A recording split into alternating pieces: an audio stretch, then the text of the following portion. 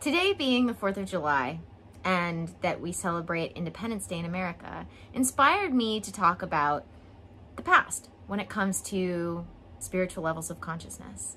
Because from a spiritual level of consciousness, we understand that the past is not something that we can do anything about. We cannot touch it. We cannot go back and change it. We can not do anything about the past.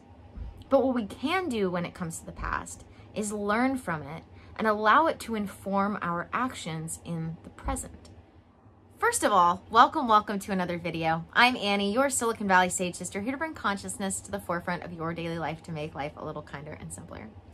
So, I came across this Wayne Dyer clip that I hadn't seen in a while, and it felt appropriate and is what inspired me to talk about this today. Because I've talked in the past about how we don't want to feel guilty about things in the past because it does not serve us to do so. But I want to talk about this not just on an individual level like I have before, but on a greater level when it comes to the greater spiritual consciousness, when it comes to how we individually affect the greater consciousness, as well as how we approach our lives moving forward. Because that is the basics of a spiritual level of consciousness. I have a video that will be coming out tomorrow all about the 3 stories that the spiritual masters tell themselves to live at spiritual levels of consciousness. So I can't wait to share that with you guys. But in the meantime, I want to talk about the past specifically because of how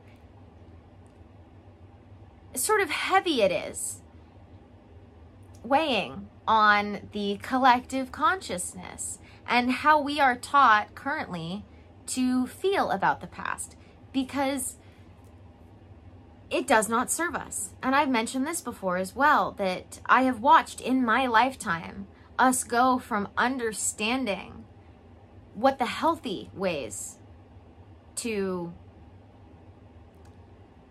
deal with the past, to live consciously with the past in mind, versus now where we have gotten backwards in terms of how we think about the past.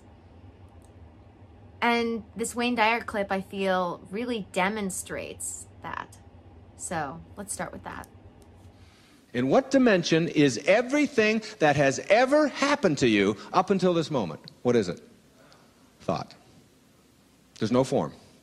So your entire past is thought, isn't it? You can't have it, you can't touch it, you can't see it, you can't feel it, you can't get a hold of it.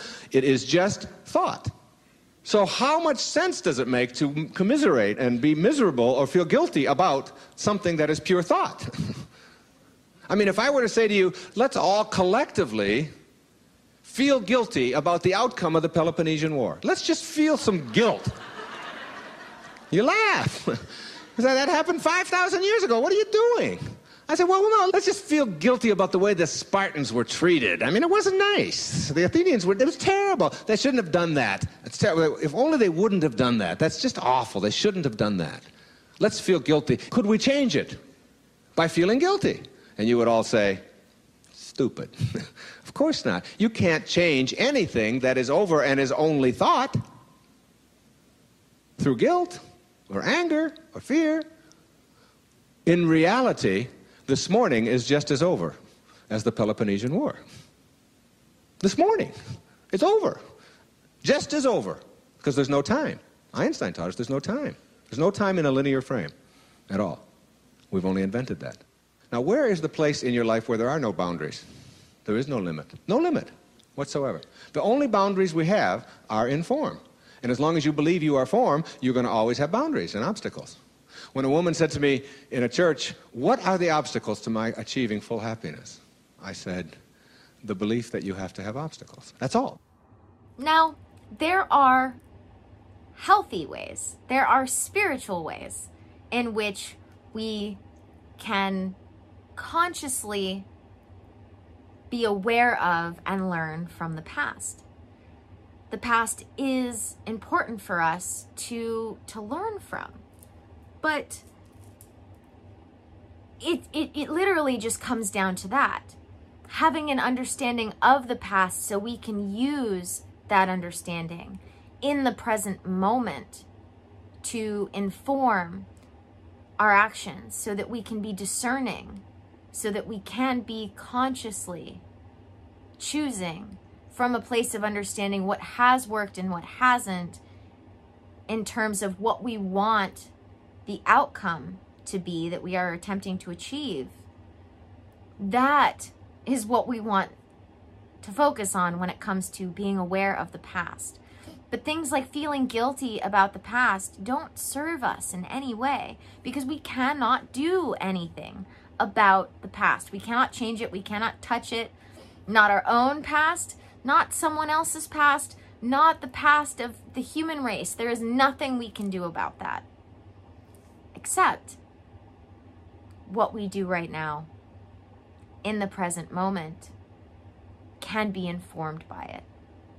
And that is the only way we can interact with the past on a spiritual level of consciousness, is by simply using it detached from the emotional aspects that so many of us get consumed by these days, as an informative lesson. That, and that alone, is what the past can be used for, that will actually serve us. So, moving forward, anytime you get caught up in past thinking of any level, whether that be your own personal understanding of the past, which is just a story you tell yourself, it's just a story you've built, because you are not your past, you are your present moment right now. Even your body isn't the body that was in the past. The only thing that you have from the past is your thoughts. And as Wayne Dyer likes to remind us, his teacher reminds us, that the only things that are real are the things that don't change, which means that anything that can change, which includes our thoughts, are not real. And you can change your thoughts at any time. You can change the story you tell yourself at any time. So this connection to the past, this attachment to the past that we have, if we want to really function with it from a spiritual level of consciousness, we have to be aware that the only purpose it serves us is to inform our present. Because there is quite literally nothing else we can do with it. Because it does not exist. Even the stories we tell ourselves about it do not exist. They are not real. What we can do is learn from those stories and use them to inform our actions now. But feeling guilty does not serve us. Having any emotional attachment to it does not serve us. So, moving forward, sure, if we want to celebrate the things, honor the things that teach us moving forward what to do, great. But holding on to any sort of bad or negative attachment to the past takes us away from the spiritual levels of consciousness, because you have to remember, the spiritual levels of consciousness are love, compassion, and understanding, are doing things like seeing ourselves and others, and seeing God, source, spirit, cosmic consciousness, higher self in ourselves. And like I said, I'll go more into that in my next video, but moving through the rest of this life, the best thing we can do for ourselves is contemplate, how can this serve me now?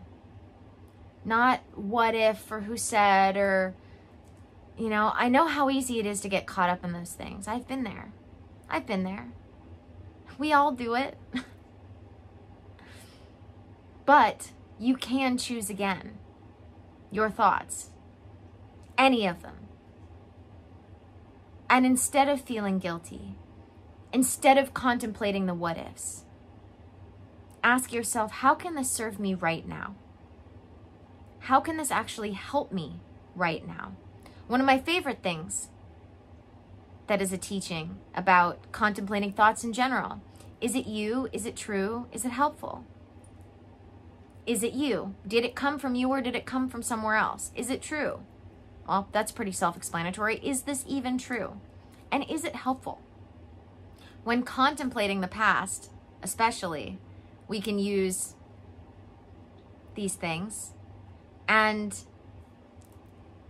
start asking ourselves, how can we use this right now to not pull ourselves down into lower vibrational energy, but lift ourselves up out of the ordinary levels of consciousness and into the spiritual levels of consciousness, because that is where we will find the natural happiness that we can all maintain from spiritual levels of consciousness. Thank you guys for joining me for another video. Don't forget to check out those links in the description. That includes dōTERRA, my link to working with me one-on-one, my link to Patreon, which is my library of teachings, both the ones that I have adapted as well as the ones straight from my favorite teachers. And as always, may the energies you serve you well, and let's keep making our way through.